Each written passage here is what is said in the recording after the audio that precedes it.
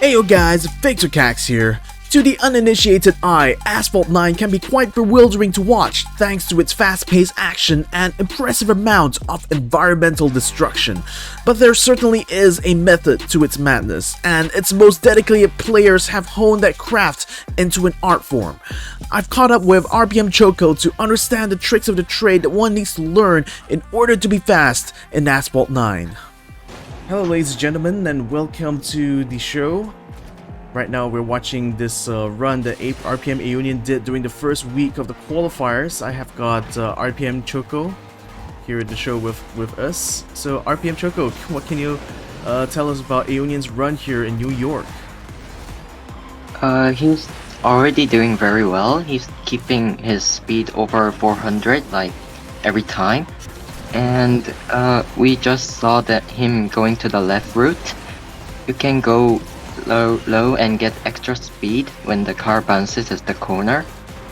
I mean, as far as usually I see from these runs here, like the initial and the final parts usually are quite straightforward as far as I can see. Really, the only variation seems to be around the bridge area, it would seem. Yeah, you can either do a slow air 360 and take the right ramp route.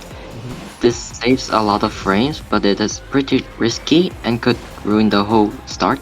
People often ram into the rail that they go a bit too fast on the ramp, so they couldn't stop their car enough to go on the ramp to the right side, eventually ram into the rail. So then, what other kind of things usually you have to watch out for when you're trying to go for a clean run here?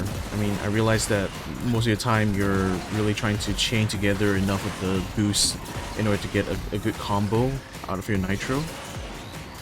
Yeah, since this car is a very fast one, the high-end S-Class cars, the most important things is to maintain most drift speed as possible.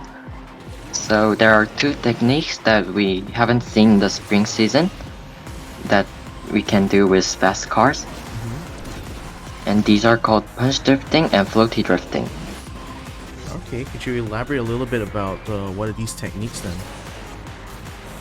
First, punch drifting enables the car to drift at a higher speed compared to regular drifting, and you can activate it by tapping nitro mid-drift, land, and then reactivate the drift. I see. Then what about floaty drifting? Floaty drifting is an exploit of physics where we can enable the car to lose less speed when drifting by doing a 360 in the opposite direction of where you want to go right before the turn, and it will maintain your speed way higher than regular drifting. Since this is like a high speed oriented track, you should try to maintain your speed and momentum as high as possible as you could, and doing wall rides that will save a lot of frames. So here is week number 2. This is the cliffhanger track set in the hills of the Himalayas, and we've got 2 clips here, one of Sheeta on the left and Aeonian on the right, and both these guys pretty much ran the same line, didn't they? They take ideal lines. As you could see, there were 2 possible routes at the start. Left route is safer, while the right route requires risky rail rides, but there's not much of a difference between both routes here. So you can see both of them taking the left route, doing a forced barrel to the right side of the track here. Yeah, and at that point, you're just basically looking at how well you're able to finesse the line, isn't it? To really make the difference. And by the end of it, I think both of these guys really ran just about the same time, really. So, no surprise. I mean, basically, they both ran the same line, and it's only about 2/10 off each other. Moving on to week 3 now. This is the Downtown Rise track, a variant of San Francisco.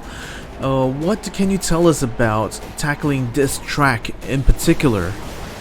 Yeah, first you should wiggle drift to save nitro, and then if the nitro is full, use shockwave.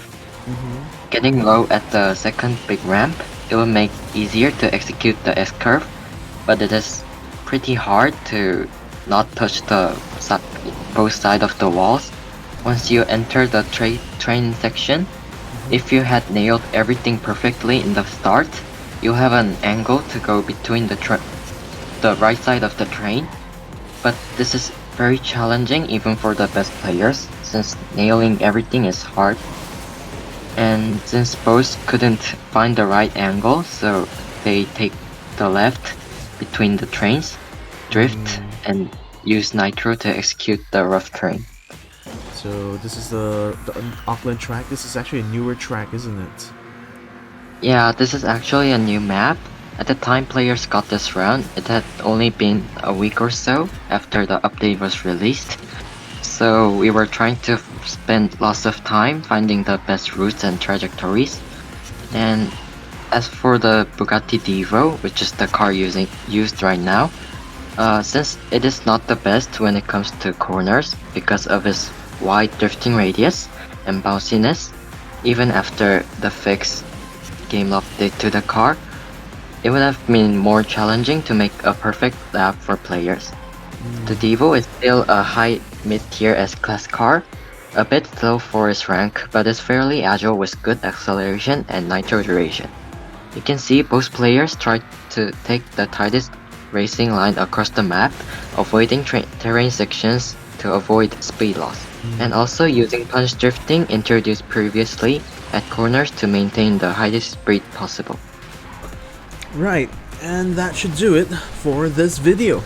Thank you so much RBM Choco for your time. If you would like to support them, you can go ahead and check out the Asphalt 9 finals this 10th of September here at ESL.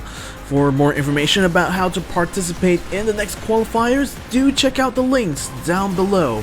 So, until then, we'll see you guys in the next video. Don't forget to like this video and subscribe to our channel. Follow us on Facebook for all the latest news and updates, and catch all the action live on our Twitch channel. To sign up for our upcoming leagues, check out our website at esl.gg.